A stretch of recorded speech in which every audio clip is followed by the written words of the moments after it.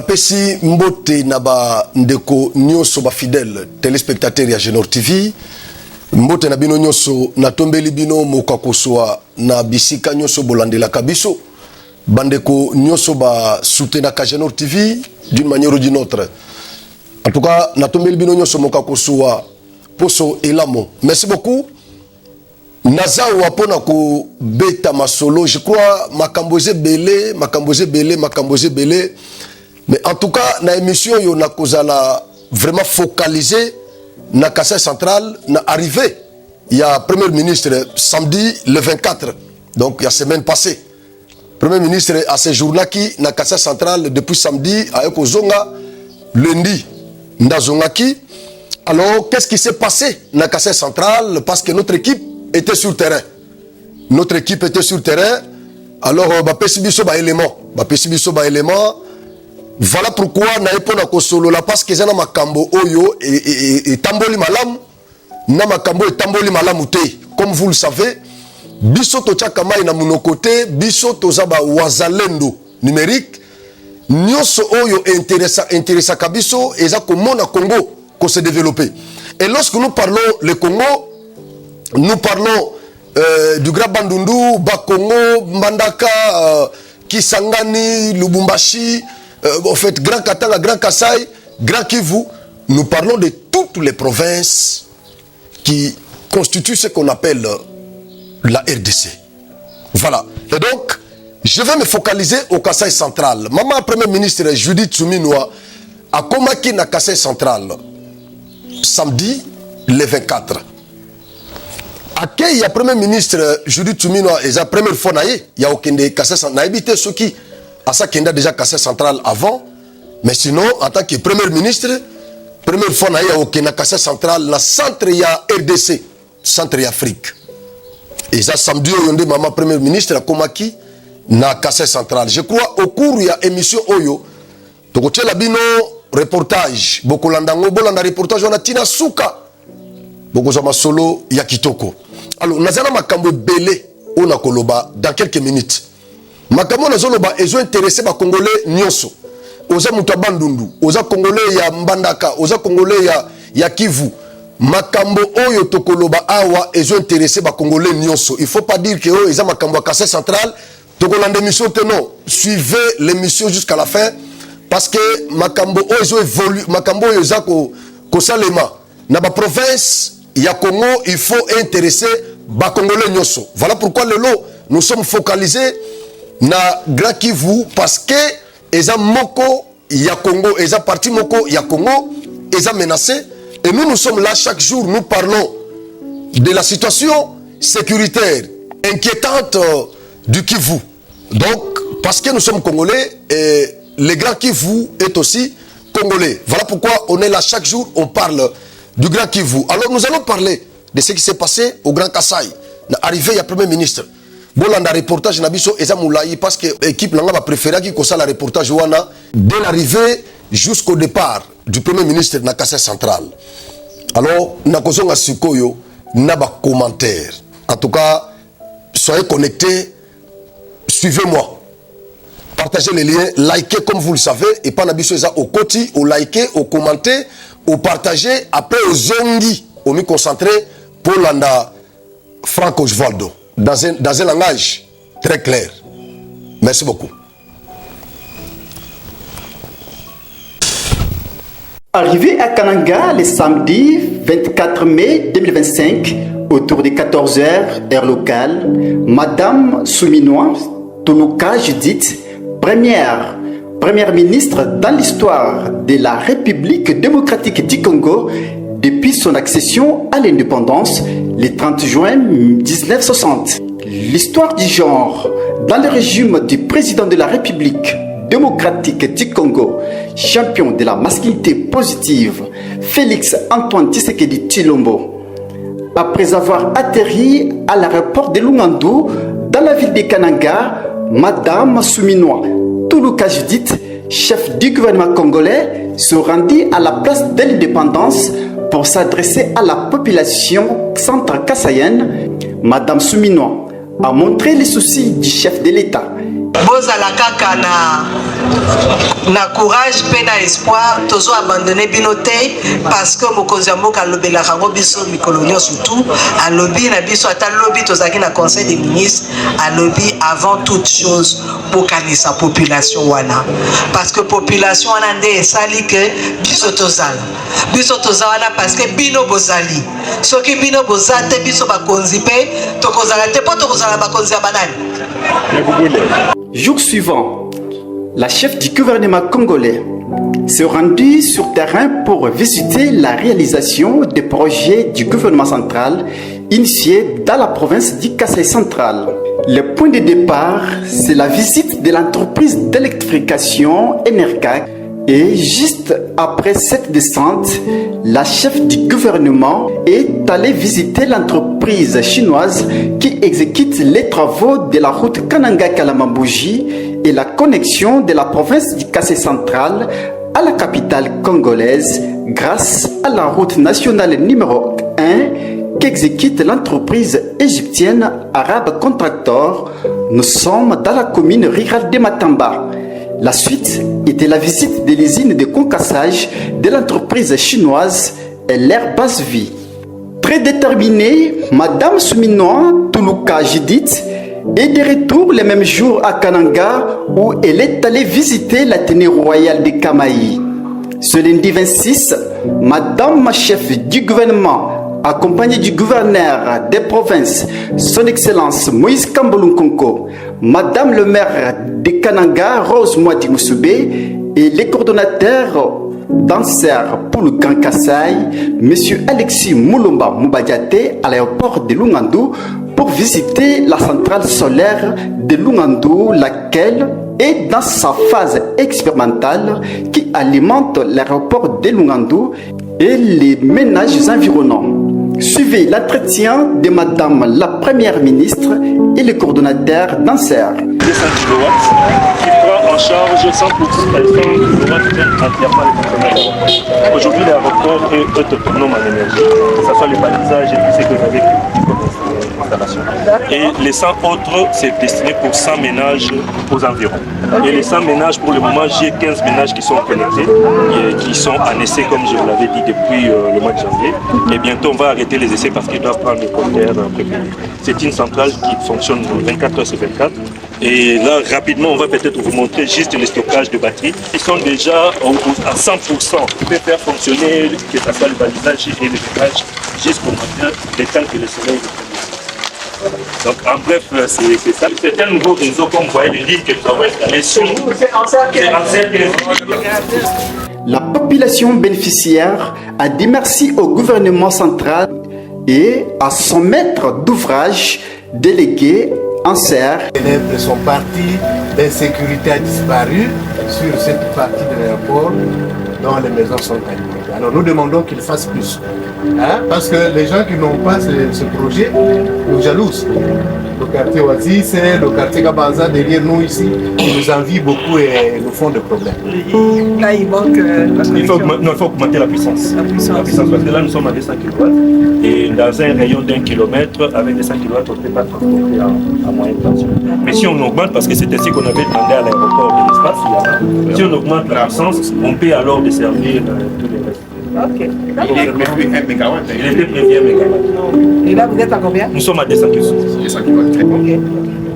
Dans une interview accordée à Genor TV, M. Alexis Moulomba Moubadiate donne les détails d'évolution des travaux qui sont sous sa gestion, lesquels sont à la satisfaction des centres kassaïens. Oui, merci pour la question. Comme vous l'avez dit, je suis coordonnateur des Anser pour le Grand Kasaï et nous avons reçu dans notre ville la Première ministre et chef du gouvernement. C'était tout à fait évident en tant que structure de l'État qu'elle visite ce que nous avons comme réalisation dans cette ville.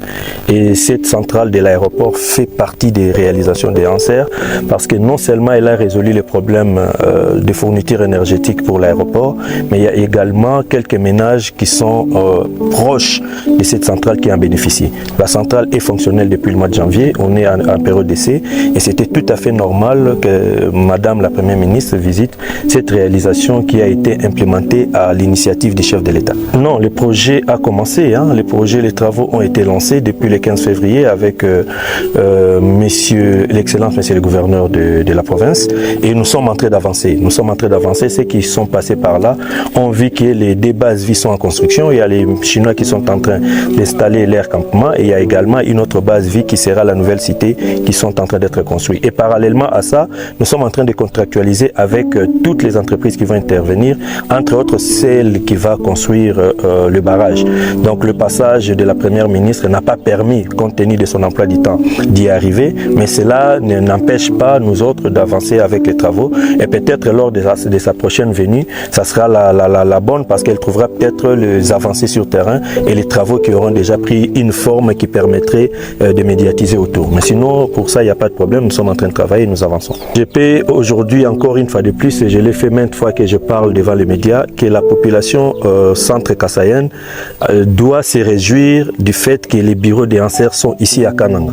Comme je l'ai dit, nous sommes pour les Grands Kasaï, mais c'est vraiment par pire hasard que les bureaux se sont retrouvés à Kananga et je suis plus proche d'elle pour lui dire qu'effectivement tout ce que nous avons comme projet dans cette ville, non seulement ils verront le jour, mais ils auront la chance d'être suivis de près par nous et ils auront des résultats escomptés parce que nous sommes là pour réaliser et matérialiser tous ces projets. Et je peux encore une fois leur dire aujourd'hui, à part les petits projets des centrales solaires que nous implémentons, les grands projets Mbombo verra jour ici dans cette province dans les délais impartis et à travers ces projets la population pourra se réjouir d'avoir l'électricité apportée et surtout 24 heures sur 24. Les vrais problèmes que nous avons connus, que je peux épingler aujourd'hui de notre population, c'est celui-là. Des fois nous sommes nous-mêmes porteurs de nos malheurs. Quand nous sommes les oiseaux de mauvais augure pour les projets et surtout implémentés par des gens qui manifestent de la bonne volonté et nous sommes les premiers à pouvoir les combattre.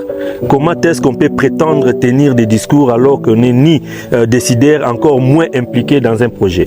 Moi, je les confirme que ces projets ne souffrent d'aucun financement. Vous avez vu la présence de la Première ministre à Kananga. Nous devons être accompagnés par le gouvernement qui doit aussi mettre la main à la pâte et nous avons un financier privé qui a également financé. Nos démarches ont consisté à impliquer les pouvoirs publics pour que nous n'ayons pas uniquement les financements des particuliers, parce que vous devez savoir que c'est un projet stratégique. Le barrage hydroélectrique de Mbombo est construit dans une zone où nous avons de minerais dans cette province. Les gens des fois l'ignorent, mais nous avons la qualité de nickel chrome qui n'existe nulle part ailleurs que dans notre province.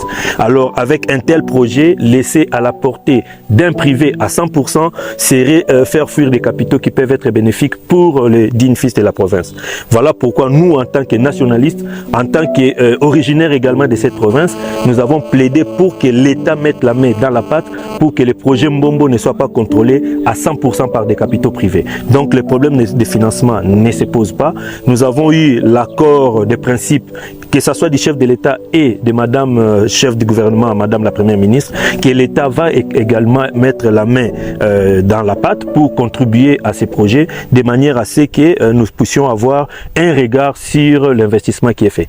Voilà, je crois, Bolandi, reportage Wana, bien que ça moulaï, voilà, on a préféré que ça que loko moko mbala moko, loko la équipe Nabiso et accompagné qui Madame la Première ministre, Koko Manaye, l'activité de Nyosuna, retour naye. Voilà pourquoi on a préféré que ça l'on a sans Wana. En tout cas, merci pour la patience Nabino. Vous avez déjà ramassé quelques éléments. Alors, ce qu'il faut retenir d'abord est que Nakasai central, chef de l'État Félix Antoine Tshisekedi a lancé un projet belé. Un projet belé, certes. Mais sous ils ont tambola malamu, lokola morgue, il y a hôpital général, il y a Kananga, c'est un bijou pour la province, mais les gens n'en parlent pas trop. Lokola Athénée Royal, il y a Kamaï, c'est un bijou. Ils ont déjà fait prêt. Les gens n'en parlent pas trop. Université, il y a Kananga, Unikan, c'est vraiment un bijou. Les gens n'en parlent pas. Kalaté déjà Ekosila. Alors, ba projet est belé. Le col ba projet est belé oyo gouvernement central a initié na Kasai central. L'État oyo a initié ba projet wana azalaka na ba représentant na ye. Parce que ba projet nyonso il y a infrastructure et ça a chapeauté na ministère il y a infrastructure. Ministère infrastructure ezalaka na ba représentant na ye na ba province ou bien esika nyonso ba travaux oza ko relever na compétence na ye eza ko salema. Ba représentant wana nde ba bengaka ba maître d'ouvrage délégué. C'est ainsi que na Kasai central. Tozana BSECO comme maître d'ouvrage délégué, tozana ANSER comme maître d'ouvrage délégué, tozana ACGT, agence congolaise des grands travaux. Alors, on a des maîtres d'ouvrage, bazali, mais quand même, oyo, yebani, les a omisa tunatangi. Mais ce qu'on des services oyo, ils ont un problème mingi, na ba centre kassayen. Par le fait que BSECO est engagé dans un contrat et belé la Kasai centrale, ba projet est belé la Kasai centrale, oyo etikala ba éléphant blanc. Ti lelo et si laté. BSECO atangama mingi na sansuwana. BSECO batakakaye souvent pona flou oyo erenyaka mingi na ba signature ya ba contrat na ye na ba partenaire. Il y a l'État congolais. Le contrat est belé au BSECO à signa. L'Assemblée professionnelle aux censé. Pour y avoir quand même un terme, il y a un Rwanda. Parce que les députés provinciaux ne sont pas représentants. Il y a population centre-kassaïenne. Nous sommes dans une démocratie représentative et non participative. Participative, comme à un moment, il y a une élection. Comme vous le savez, c'est à ce moment que le peuple peut intervenir par voie électorale. Après ça, mandat, bakende, ko représenter, bakende, ko gérer sa chose, ce qu'on appelle la Respublica. Il y a un moment, il y a une campagne, le peuple a participé à la démocratie. Mais dans un moment, il y a gestion.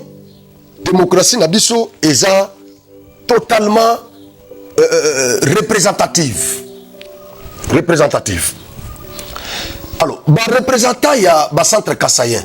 Au niveau de la province, il y a des députés provinciaux. Mais ceux qui sont députés provinciaux, il y a une facilité. Il y a des termes, il y a différents accords où l'État a signé dans différentes entreprises pour développer la province de Kasai centrale. Banani oyo bako yeba yango pour expliquer peuple. Du coup ça pose un problème.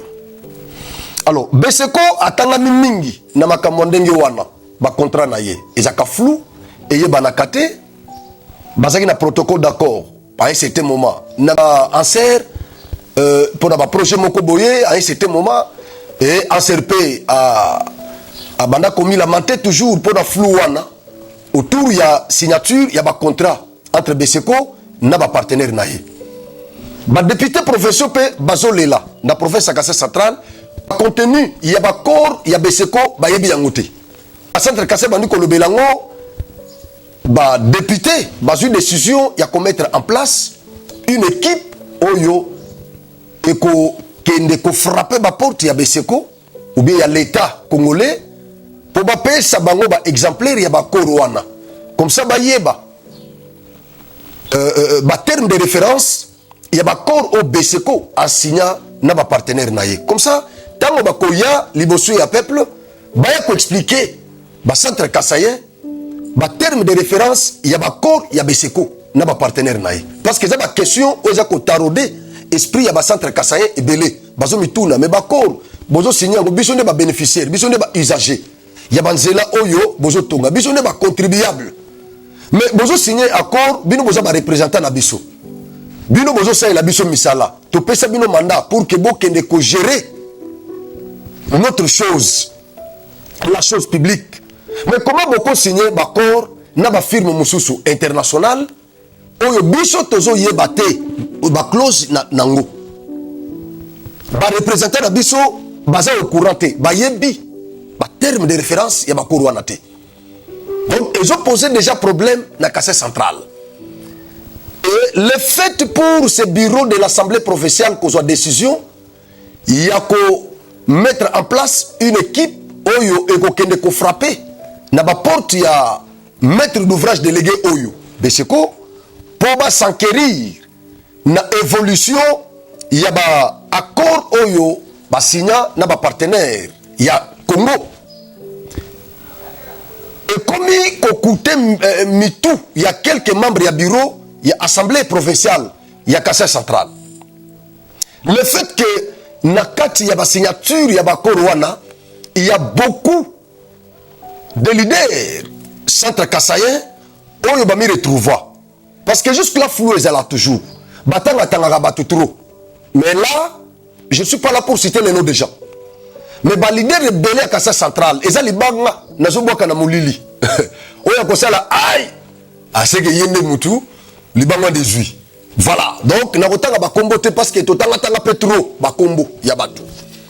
Mais awa na yepo na ko éclairer religion ya ba centre kassaïen et puis ya gouvernement central parce que premier ministre Lobaki na Kassai central que bino il faut bo banda ko de biso bo informer biso makambo nyonso ozo leka awa po biso to yeba parce que so bozo lo bangote biso na niveau national tokoye baté. C'est ça le rôle que nous jouons. Makamo zo le kanamanyema, nous devons en parler. Ceux qui ont information, ozo le kanakikwiti, nous devons en parler parce que Genor TV c'est la chaîne des Congolais. Alors, nagotanga bakombo batouté, mais néanmoins tous ces gens-là ba miyebi. Oyo ba mi retrouvant na ba rétro commission, na ba différents accords. Oyo service à l'état oyo et signé na ba différents partenaires. Ba leader de Kassai Kassai central baza autour ya bakoro wana. Alors lokola assemblée nationale, assemblée provinciale, bureau ya assemblée provinciale bazo initiative ya ko mettre en place une équipe oyo ba okende ko frapper ba porte ya bandeko wana na niveau local même na niveau national pour bazo ne serait-ce que ba ata exemplaire moko ya bakoro wana comme ça batanga. Batanga exemplaire moko batanga yango bayeba l'état congolais a signé ki bakoro na telle entreprise na kati ya koro wana nini eza na kati exemple entreprise Safrimex oyo eza kosala ezotonga bazo réhabiliter 42 km ya varie urbaine y compris 11 km il y a route nationale numéro 1 tronçon. Il y a centre-ville, Kolongwa, Notre-Dame, Tina Aéroport, il y a Kananga. Entreprise Wana, Safrimex, misale les otambola malamute, stratégie na bango zanini. Bake koto babuki, bake koto babuki, bake kuna babuki, na ba commune nyoso, na ba quartier nyoso Kananga. Babuki, batika ngonenge wana. De manière à ce que l'État a luka entreprise moussoute pour ba komami balé misa tout na terrain, à garder marché naïe. Donc, ils ont stratégie en wana. Le fait que misala mozo kene mbangu te alors ba centre Kassaïen babandi ko ganga équipe la biso zaki na terrain je crois c'était la semaine passée tout batela kibino reportage au basala ki na terrain boyoka kindenye ba centre Kassaïen balelaki bazela eza bloqué moyen mituke les kezate moyen moto les kezate ça devient vraiment compliqué ça devient très compliqué alors ba travaux nezo kende a pas de tortue. Ils ont chapeauté toujours dans Beseko. Beseko, Azalaki, Nakalamambouji. Je vais en arriver. Alors, le fait que le bureau ait eu une décision, il y a une équipe en place pour balander là. Il y a clair, il y a signature, il y a accord entre Beseko et différentes entreprises.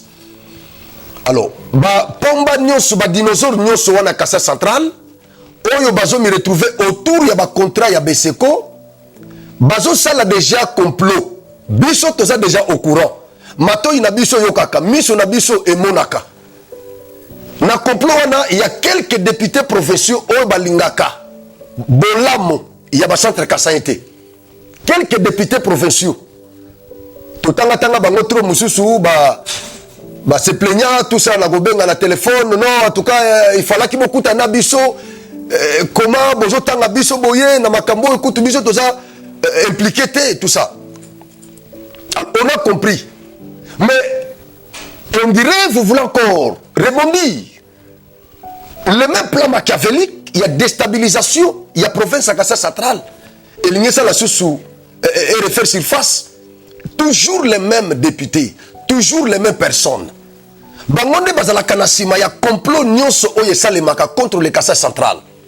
Bangonde basutena kayango.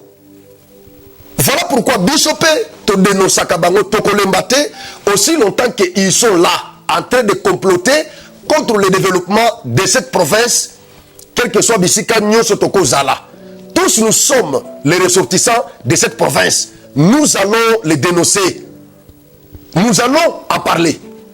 Donc, Tozana Bino, je suis déjà au courant. Il y a un complot entre les dinosaures politiciens, il y a Kassai central, au bas de l'Assemblée nationale, au bas de différents services à l'État à niveau national, mais nous retrouvons dans la rétro-commission, dans le corps rebellé, il y a Beseko. Bazo Tchambongo Angers. Bazo instrumentaliser quelques députés pour que bande de fenestrer quelques membres du bureau et assemblée provinciale. Comme ça, batia batuna bango. Oyo bako étouffer opération wana. Oyo baza prêté ya ko continuer na opération wana, ya ko yeba ko yeba ba clause ya ba corps oyo Beseko a signé na ba entreprise belé. Ils ont exécuté différents travaux dans la Kassai centrale. C'est ça le plan. Mais nous en sommes déjà au courant. Et mis son habit sur Zawana. Et Kenge Koluta Niaou. Tozana Bino. Tozo dénoncé un jour pour mettre plan Wana. À place. Ton côté le Mélango farouchement. Nous allons sensibiliser les centres kassaïens. Nazo Bissabino, bien avant, laissez les bureaux là travailler. Laissez les bureaux travailler. Laissez le bureau de l'Assemblée provinciale du Kassai central travailler parce que jusque-là, tout le monde a une erreur ou que le bureau est à la défenestrité. Les centres Kassaïens, bon, la mission. Bureau et Kassai central, stratégie, on mettre une équipe qui frapper la porte à Beseko pour s'enquérir dans l'évolution. Il y a un contrat sur Beseko à signer. C'est une bonne stratégie et c'est à notre avantage. Alors, bon tomber dans le piège, il y a un manipulateur. Bon tomber dans le piège, il y a Congolais, tous ces Congolais là corrompus, dépravés et tout ça. Soyez vigilants. Cette province a connu beaucoup de péripéties. Cette fois-ci, nous allons nous battre pour son développement. Merci beaucoup. Alors, Beseko a chapeauté. D'abord, Beseko Lelo, Beseko Kala. Azakina, projet Kalamambouj. Route Kananga Kalamambouj, la route d'une importance très capitale pour le Kassai central. La route qui a toujours divisé les centres kassaïens. La route qui a toujours provoqué les boucans au Kassai central. À telle enseigne que le chef de l'État, Yemoko, dernière fois au Yazakina Kananga, a prometté au centre kassaïen. J'y étais aussi avec lui. A prometté au centre kassaïen que ceux qui n'a silissé libino de la wanate, jour na kozo la sur la Kananga, bon lapide naï. Promesse on a blaguité. Non-obstant guerre à Est, non-obstant Nyos comme la Félix, mais les engagements ont devant les centres kassaïens. Et donc, Nzela Wana et Koki Kokouté honneur et président de la République.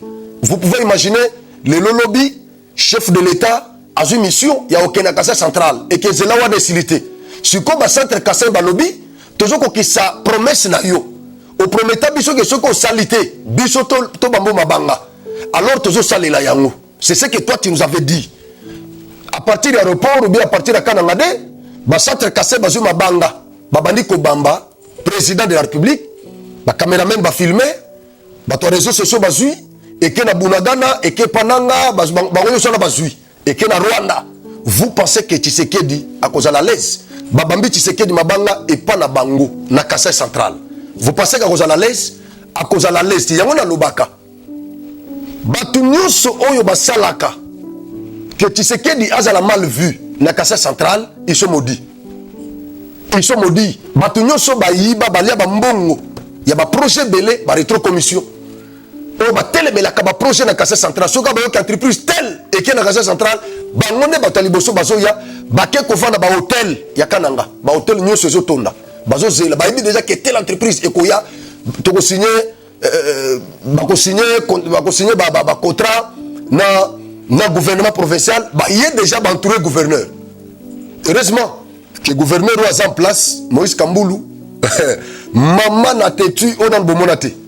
Donc, si vous remarquez, dans la période naïe, je vais vous dire, va et vient au bassin, au sala, na Kasai central, période de John Kabeya, awa eza sous-souté.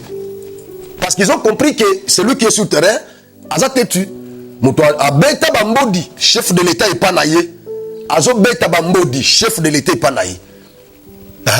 Malgré Tolobaki, que ça ne pouvait pas être comme ça, mais quand même à Lobaki. Bon, encouragé comme ça, Azana Mabe, oui, Azapena côté naïe, positif. Détermination, il y a Moïse Kamboulou. C'est quelque chose pour les centres kassaïens.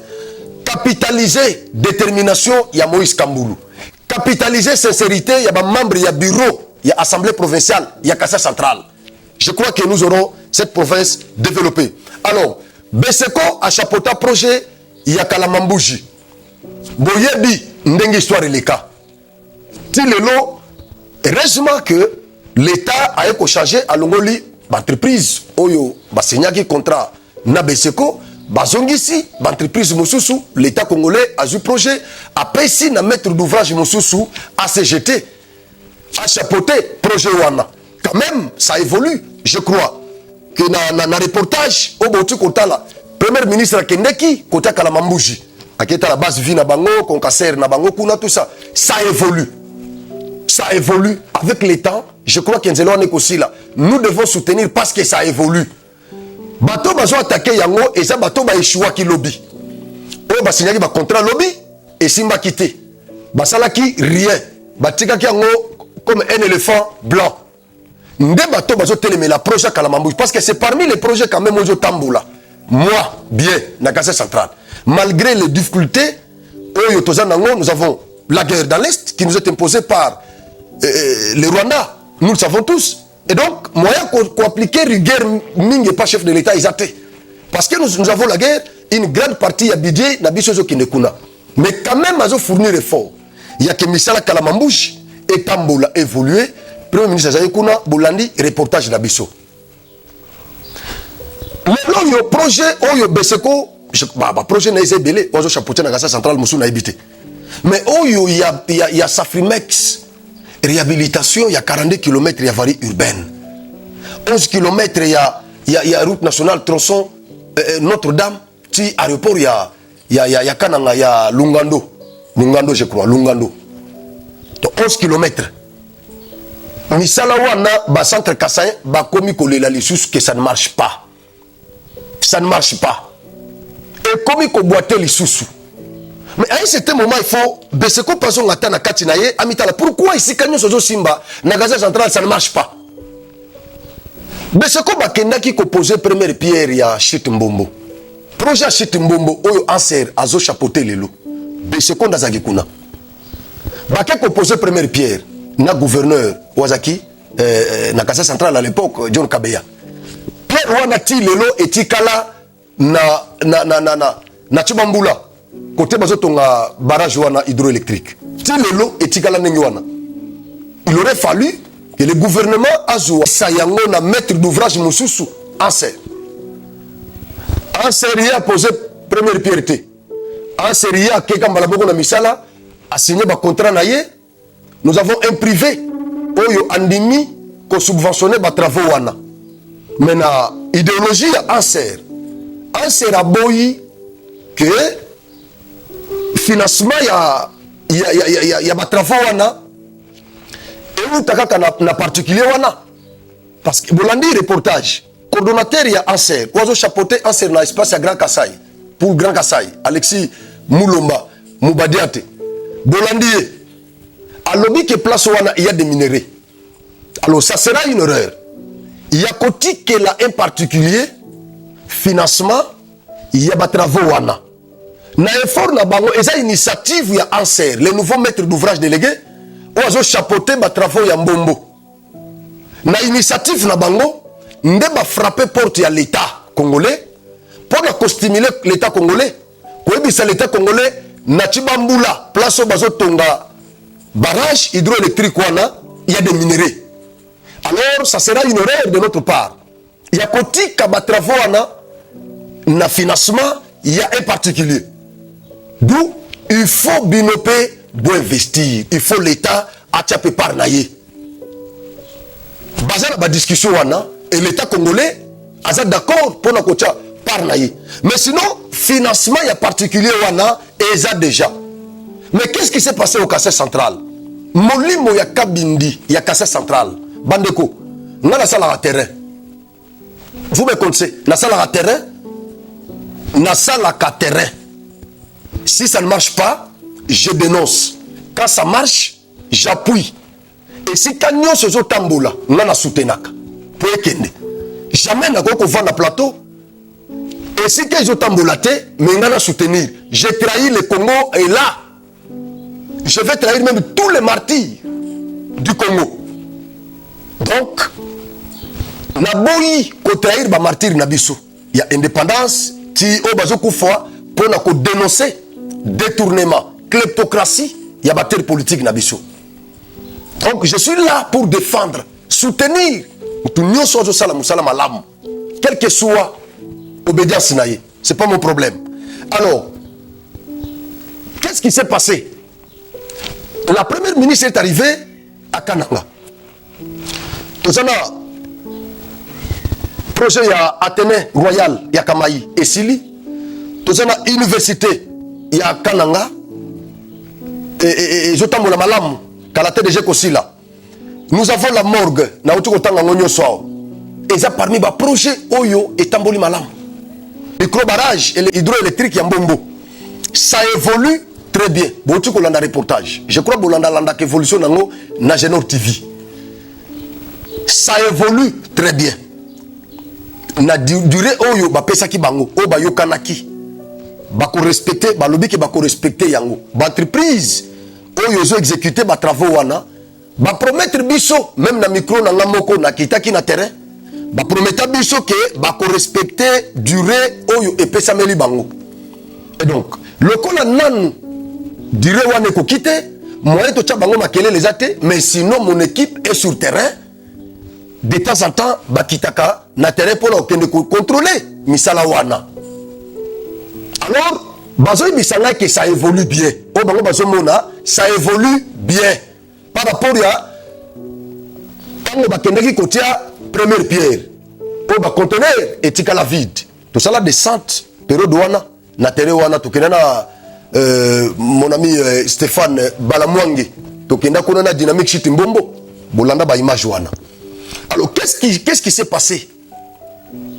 La première ministre arrive au Kassai central à Kananga précisément. L'agenda naïe, il fallait qu'il à la descente Nambombo à kende ko visiter ba travaux wana. Parce qu'ils ont l'État congolais. Ils ont parmi ba projet il y a Malamu, un projet phare il y a Kassai central. Chutumbo chapeauté par Anser, Oyo a remplacé Beseko. Il fallait kende na Kalamambuji, Nzela Kalamambuji, à kende na route nationale numéro 1, tronçon Kamoshikana. Donc il fallait qu'il y ait kende kota la maba projet wana. Et c'est parmi les projets qui évoluent bien. Mais ils ont fait tout pour empêcher le Premier ministre à comme Nambombo. Pourtant, ce soit comme qui Nambombo, à l'Inasepela. Tant qu'on comme la centrale, il y a report à Lungando. Mais à ABC gouverneur, vous avez beaucoup de réalisations ici. Pourquoi vous n'en parlez pas? Et pourtant, ce soit comme à Nambombo. Tant que le Premier ministre a un discours à Malamu, soutenu na Kinshasa. Mais ils ont fait tout pour l'empêcher à comme Nambombo.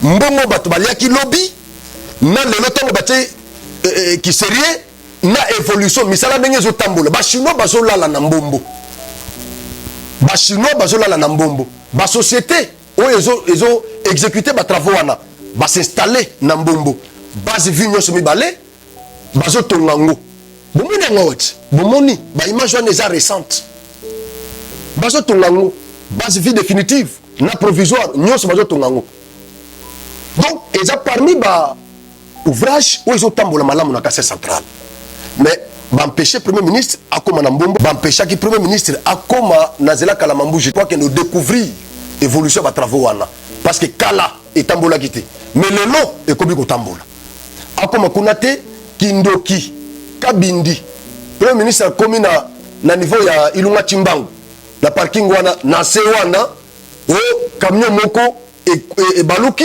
et kangizela. Donc ils ont tout fait pour que premier ministre akoma ko lokoza peut déterminer à basali 1 heure place wana premier ministre a lobby na kokende fait tout mutu wana bolu kwata ba tracteur bobenga ba entreprise wana ba na ba tracteur va déplacer camion wana ngana lekana batu nanga tozo kende tina zela kala mambushi na kozonga jamais sako koma na zela wana fati azo chabiso makelele fort na ba conseil des ministres pour na ba projet ya kananga ba moni premier ministre déterminé sur place là quelques députés bazaki wana ba comprendre que ah maman waza déterminé ba balusimi tukana bango tout la muisi ya zaza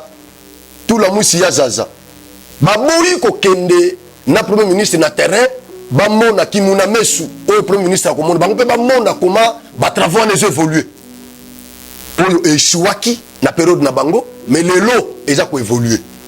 Bravo quand même na madame Judith Suminwa, soldat du peuple, vrai soldat du peuple Kologana Fayulu. Suminwa, soka zaki lembele ndazonga ki akomaki na zela kala mambujite. Mais aibisi bango gouverneur bosala tout bono la camion wana ngai photo kenena yoti na kala mambuji. Gouverneur kuta zaki na mutu kana ye madame aibisi yozo kota na mutu ko ya ngai. Comment je vende yo ya ko vandawa. Soki ba mbulubulu ko ya mbulubulu ne songa e sona yope. Fadela. Aïe aïe aïe aïe, kana ngamalanja shinga. Donc voilà ça la réalité ya Kasai central. Jour ya suka oyo il fallait kende ko visiter centrale et aéroport oza chapeauté na Anser. Centrale wana ezo desservi aéroport ya Longandu. Basa la soukura na bango groupe wana te. Biloko ba Diego Kao. Bazo sa la courant ya centrale wana. Bazana na période ya essai. Et bazo desservi quelques ménages wana ya pemé na aéroport wana tout ça à peu près 15 ménages na période ya essai. Et wana ils a projet ya Anser et ça fait déjà 6 mois. C'est depuis mois de janvier au balancé essai wana. Tisiko ça fait 6 mois. Aéroport ils ont la difficulté à couranter. Et quelques ménages oyo ils ont desservi, ils ont peine à difficulté à couranter. Mais ils ont projet où ils ont chapeauté na Anser et pas na biso za kindoki. Tozaka pressé pour na attaquer batso ba échouer. Mais tozaka là pour na soutenir batso ba tambo malamu. C'est ça le kindoki ya ipa na biso na Congo. Tozo c'est la Ansera échoué, ndenge ba musu ba échouaki pour to tele mato misamisisa to bana attaquer Anser. Mais awa Ansera zo sala musala et monani, bomoni reportage, courant ils en aéroport, bobenga bato aéroport bazawana, bato baza pemé na aéroport, o baza desservi na courant ya centrale wana. Bolandi témoignage à Papa Moko, il a confirmé. Mais et l'on connaît Cécilie, mais les gens n'en parlent pas. Na radio, na Kasai centrale, est-ce que dans les médias, ils en parlent? Que nous avons un projet quand même, et c'est vidé, et bazo fournir effort. Yakoba qui s'aba mégawatt, de manière à ce que et servir quand même une grande partie à ville ya Kananga. Mais c'est déjà un pas de géant. Mais nous devons en parler. Ce qui m'a échoué, c'est ça ce qu'on appelle au Kasai central les Kabindi. C'est ça. Et raison na bango eza nini tango bazo bampesha ki premier ministre akende na shoot mbombo bazo loba non comment boko mais ma premier ministre akende ko visiter ba travaux oyo eza na financement te. Qui vous a dit que ba travaux ya mbombo eza na financement te? Est-ce que bokende ki ko tout na batu ya Anser ba ebisibino parce que Anser est maître d'ouvrage délégué? Est-ce que bokena kotu na batu ya Anser, bokena kotu na ba exécutant ya ba travaux, ba ibisibino ke financement ezate. Ou bien zakaka bolali bolamuki bobino kabindi et matiyo lobino il faut na beta, il faut na diaboliser, il faut na détruire. Tant que vous détruire, beaucoup siko intérêt public au tchangwapi. Yo l'union détruire en service de l'État. C'est quoi l'intérêt public au Tchewapi? Et tant nous détruire, on a ça la malam, conscience na yo, ils ont reproché. Bolandi, coordonnateur, il y a un serre, na espace, il y a Grand Kassai. Alexis, na interview, on a sali, na ba élément na biso na terrain. Alobini a éclairé l'opinion publique. Alobi que mbongo eza mbongo ya particulier wana. O azo qui charge à financer ba projet. Mbongo eza déjà. Mbongo ezali. Mais na initiative na bango, il y a maître d'ouvrage délégué, ndé à stimuler l'État congolais. Voilà ce que nous avons découvert sur le terrain. Il y a des minéraux. Est-ce que bolingi minéraux wana et que ezala exploité par les particuliers? Non, l'État il faut ochape capitaux na yo na projet wana. Comme ça, tant que comme na moment il y a exploitation minérale, l'État a la peine à part en tant qu'associé. To koti que la particulière ni moko atia mbongo te na place au minéraux zali. On ne sait pas demain. Tu signes accord na ye oui, tu signes contrat na ye oui. Il y a ce qui a combien d'années, on ne sait pas. Mais lobby kuna, ce qui est commis ce qui a exploité minéraux wana. L'État congolais a la écarté. L'État congolais, il faut azala na katia cop. En tant qu'associé à Tchapelar. Parce que tous un État gendarme le sous-souté. Tous un État providence. L'État a sa premier opérateur économique, c'est l'État. Particularité, l'État yopé au tiers. Ils ont une initiative à maître d'ouvrage délégué, représentant à l'État en serre. Donc, financement à l'État. Ndé bazo zelana nous et ya l'État a déjà d'accord pour nos salaires. Koko ba associé, il y a particulier wano atelar na mbombo. C'est-à-dire il y a déjà l'argent. Mbongo ya mbombo comme c'était prévu, il y en a déjà. Prévenez que ba travaux et ça qu'on s'exécuter sur le terrain. Banda ko bazo tonga nyoso sali et sali mandeni. Ba préliminaire nyoso wan et sali mandeni. Il y a l'argent. Mais ba commentaire ono et financement zaté. Comment premier ministre, mais d'ailleurs, même ceux qui financent mes athées, c'est quoi qui va financer? Qui est censé financer ces projets-là? C'est pas l'État.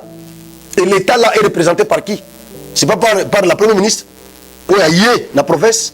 Mais il faut là qu'il y ait des combos na projet wana, projet ngoyu. Et ça, projet moko d'une importance capitale. Mais jusque là, financer mes athées.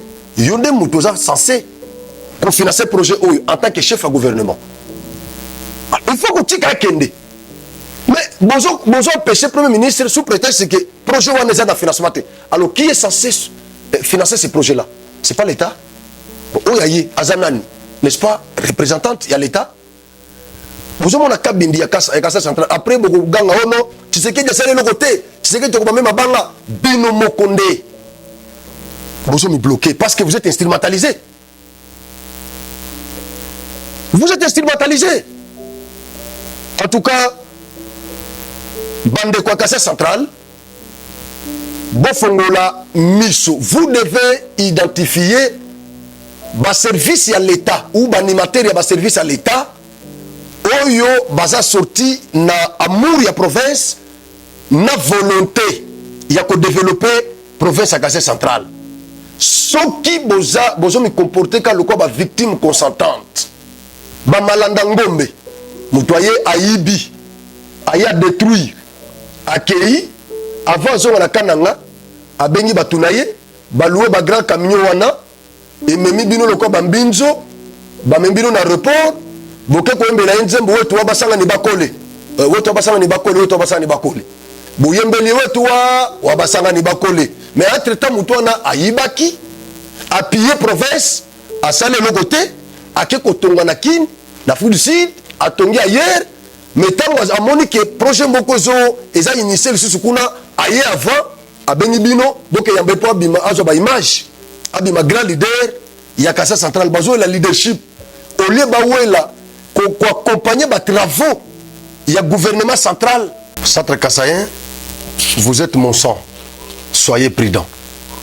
Ceux qui, vous continuez comme comporter comme victime consentante, manipuler, nabat oyo, baza na muru ya province wana te ya ko développer ya komona province wana ko se développer te bango bazolinga ba projet yaka po bango baliaka mbongo basomba ba villa libanda ya Kasai central.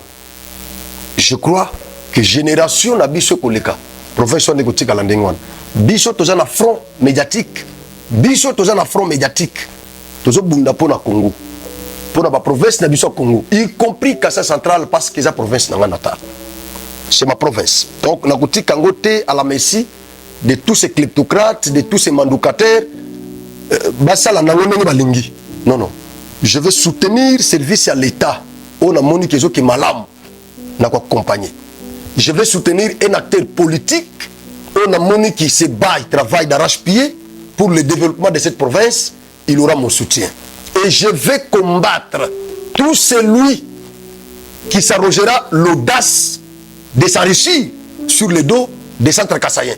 Il mourra sur son chemin. C'est clair. Merci beaucoup.